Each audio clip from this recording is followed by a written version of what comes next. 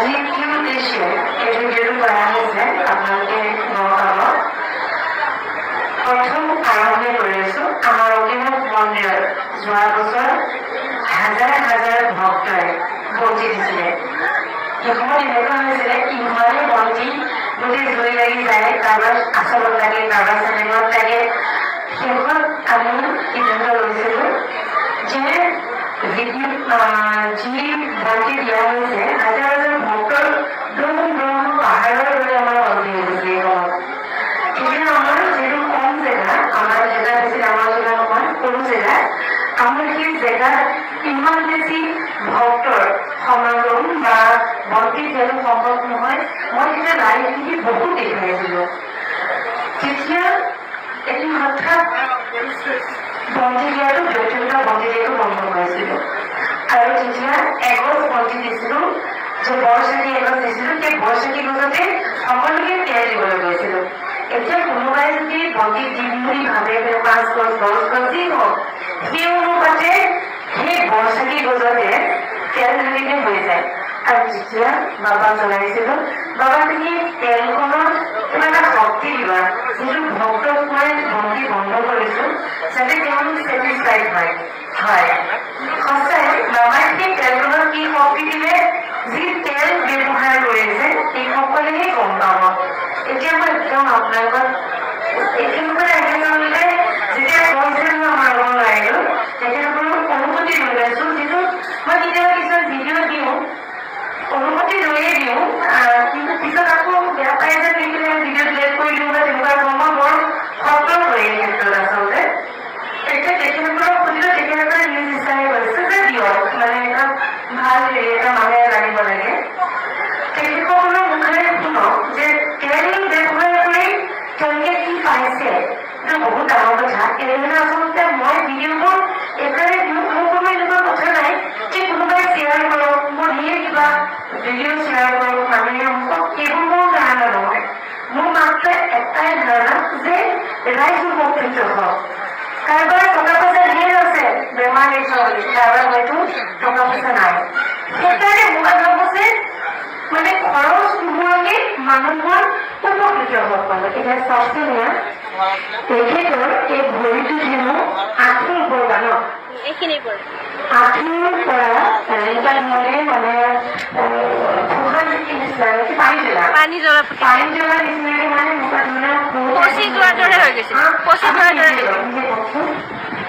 নমস্কাৰ, মোৰ নাম শ্ৰী প্ৰিয়ংকা মিশ্ৰ। মই গুৱাহাটী কামাখ্যা গেটৰ পৰা আহিছোঁ।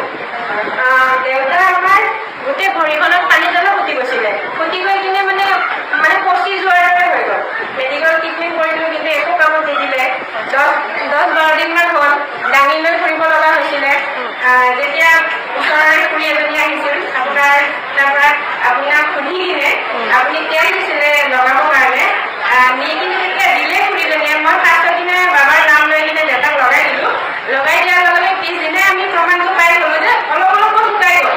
2 দিনত পানীটোও নাইকিয়া হ'ল, 3 দিনত দেউতা মানে খোজকাঢ়িব পৰা হ'ল। আৰু যিজন মানুহক মানে আমি দাঙি দাঙি লৈ ফুৰিব লগা হৈছিলে, সেইটো মানে নিজে খোজকাঢ়িব পৰা হৈছে। আৰু এতিয়াতো ভালেই, আৰু তেওঁ অকণমান বাকী আছে, এইকণ হ'বলৈ বাকী আছে। মানে আগৰ পৰা কলা কৰি পুৰা বগা হৈ আছিলে, মানে এতিয়া কলা কৰি অকণমান বাকী আছে। নমস্কাৰ। কিন্তু লগতে মই এইটো কওঁ, মই এইটো কিন্তু নকওঁ যে আপোনালোকে মই চায়েন্সত বিশ্বাস নকৰিব, এইটো কিন্তু কোৱা নাই। মই কোনোবাই কিবা সমস্যা দেখিলেহে মই প্ৰথমেই সোধো ডাক্তৰক দেখাইছেনে, যে তেখেতসকলে ডাক্তৰক দেখাইছো কিন্তু আমোকটো মোৰ হোৱা নাই। আচলতে কি হয়, হাজাৰ টকা পইচা লাখ লাখ টকা খৰচ কৰিলো, কেতিয়াবা কিছুমান ক্ষেত্ৰত ভগৱানৰ আশীষ লাগে। যেতিয়া সেই ভগৱানৰ আশীষখন পায়, কেতিয়াবা খুব লাখ টকা খৰচ কৰিলে যিটো বেমাৰ ভাল নহয় বা কিবা এটা নহয়, কিন্তু ভগৱানৰ আমাৰ আশীষ পোৱাৰ লগে লগে একেবাৰে কম খৰচত এই ভগৱানৰ আশীষ পোৱা কম খৰচতে আমাৰ কোনোবা এজন ডাক্তৰৰ শিক্ষণলৈ ভাল হৈ যায়। আচলতে সেইকাৰণে আমি যিটো ভগৱান বিশ্বাসী, আমি সেইকাৰণে ভগৱানক মানো। আৰু সি যেন ভগৱানে যেন ডাক্তৰক দেখুৱাই, সেই ডাক্তৰে যেন ভগৱানক ভাল কৰি দিছে, কথাবোৰ তেনেকুৱা নিচিনা হয়।